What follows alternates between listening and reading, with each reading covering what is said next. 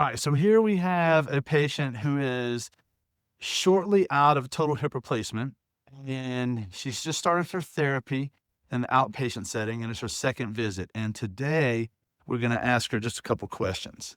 Now, how long ago was your surgery?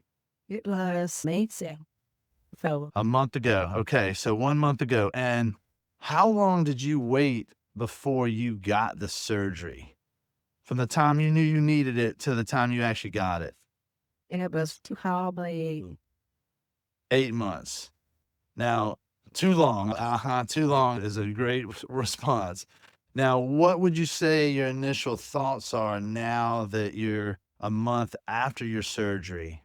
wish I'd done it sooner. Definitely.